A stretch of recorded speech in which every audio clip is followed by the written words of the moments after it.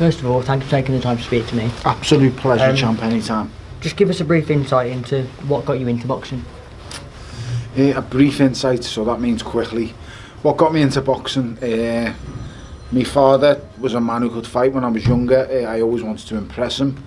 He tried boxing, he had one amateur fight. In his second amateur fight he lost his rag and lost the bout, so I just wanted to prove to my father that I could box and show him that I could keep me cool and I wouldn't lose my rag, so basically just to honour my father's name.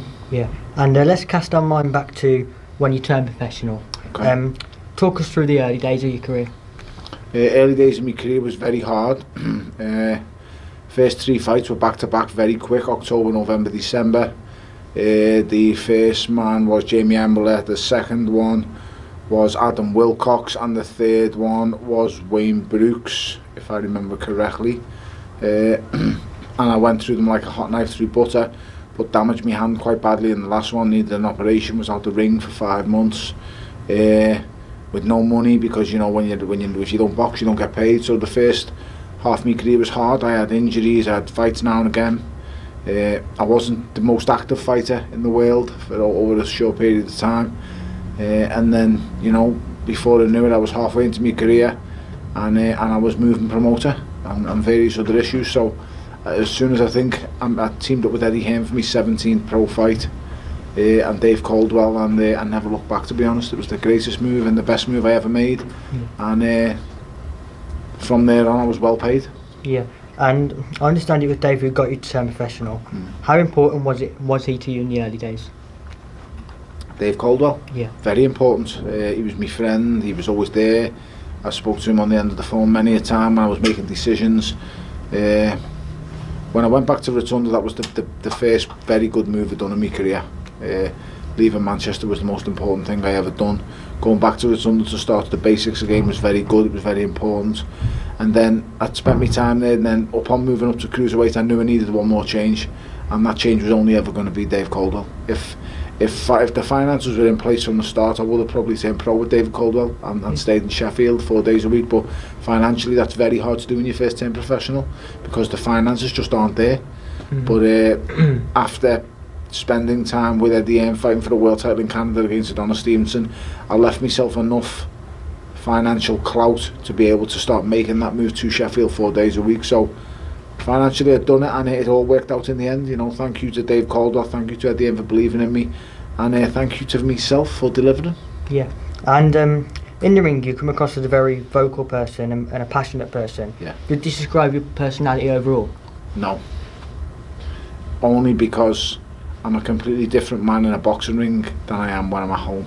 Yeah. I'm quiet and reserved. Well, my wife says I'm not, but I'm quiet and reserved when I'm at home.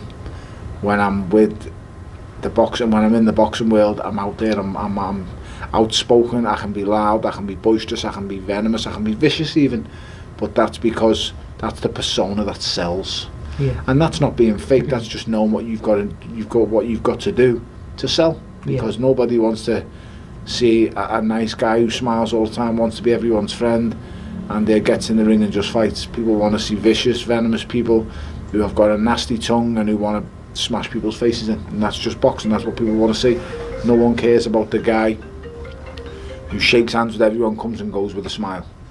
I could give you numerous examples of that, but I'm not going to stand here bad-mouthing anyone. You know, it's just fighters need rivalries, fighters need bad blood to sell fights. That's a fact. It's always happened in boxing, from the earliest days of boxing to the most recent times of boxing. You can go back as far as you want, to the likes of Muhammad Ali and Sonny Liston goading them in a gym, to the likes of, you know, Joe Frazier, Muhammad Ali, the Sugar Ray Leonards, the Marvin Hagler. There's always been an antagonist, and there's always been a guy who's quiet and sits back and fires back. So it shows throughout the decades of boxing that there was always been an aggressor, and there's always been the nice guy. Yeah. And when you fought David Haye, some people regarded you as the underdog. Did that label motivate you to prove people wrong? I don't think it was some people, my mates. I think it was the whole world. Yeah. So nobody gave me a hope in hell in the first fight. And did it motivate me? Of course, I'm motivated just by wanting to get in the ring and perform to the best of my ability so I can get out in one piece. But at the same time, beating him was a defining moment in my career, because the whole world thought I was going to lose. Yeah. And you've got to take into consideration, going into that first fight, I was a world champion. I was the man to beat. I was a regular active fighter. I'd just beaten the one of the top cruiserweights in the world to win my WBC title. I'd just fought another top cruiserweight in the world in my first defence, his best friend in BJ Flores, and I was just dismissed by the whole world. So beating him up was a fantastic thing, but I've also got to thank him and credit him, because without him I wouldn't be in the financial situation that I'm in today. Yeah, and May 29th you retained the WBC cruiserweight at your beloved Goodison Park. Looking back on that night, what do you remember from it, and is it one of your biggest highlights? The greatest night of my professional career. I'd say the greatest night of my life, but if my wife sees this she'll kill me. So I'll just say the best night of my professional career by a mile. Nothing even comes close. So beating David twice, the first defence, nothing even gets close to what I achieved that night at Goodison Park. Once again, against all the odds, nobody thought I could beat Alunga Makabu. The bookies had him a huge favourite. I got my nose broken, dropped to the floor in the first round. I got up once again against all the odds, and you know, even I can sit back when I watch it now, and it is kind of like as cringy worthy as it sounds, it is a kind of real life Rocky story, because nobody really comes back from first round knockdowns to absolutely put a man fast to sleep in the third round. So I'm very happy with what I've done. I'm very I'm at peace with what I've achieved in boxing. I'm not chasing anything anymore. I don't need to do anything.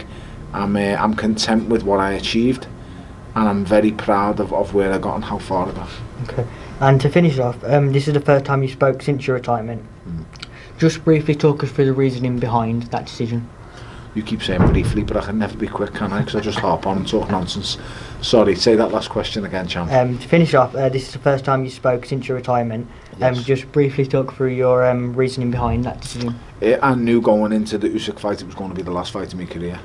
If I'm going to be honest, I think physically I was done once I got married on the 7th of July, just before it. So getting married changed my mindset. But I went into camp and I gave it everything I had. I trained as hard as I possibly could. I was in fantastic shape. But you know, time waits for no man, and boxing is a young man's sport. And while 36 years old doesn't sound old, when you total up the amount of fights I've had throughout my career, 47 as an amateur and 33 as a professional, then you know you're talking mad numbers of like 80. Yeah. So my math seems alright tonight, so I'm not too punchy. So 80 fights in your life is an awful lot of fights. You know, you tally that up with the punches you've took to the head, you tally that up with the rounds you've sparred, building up to all 80 of them fights. We're talking potentially millions of punches that I've been, how many times I've been punched in the head. So I didn't enjoy it, but I went through it, and I have no regrets. If I would have never have fought Alexander Usyk that last time, I would have always had regrets, because I would have always wanted it. It would have always been in my head. I've had reasons for why I lost to Adonis Stevenson. I don't ever think the Welshman ever beat me. I always thought I won that fight. So fighting Usyk was the ultimate test. How good really am I? I didn't know. I found out against Alexander Usyk. You know, no excuses. I lost to the better man, an absolutely fantastic fighter, the best fighter I've ever fought. Full credit to him. I really hope he goes on and does fantastic things. Just disappointing the way it ended for me. I'd rather have been losing than being ahead after them 7 rounds. You get tired, mate, and this is what happens. It's boxing, and you know, very, very hard to take when you're ahead. Everything's going to plan, and the only thing is, when I started getting them to walk onto punches, I was too bleeding tired to do anything about it, and ended up getting put down myself. So fair play to him. I lost to the better man, fantastic fighter, and I hope that answers that question.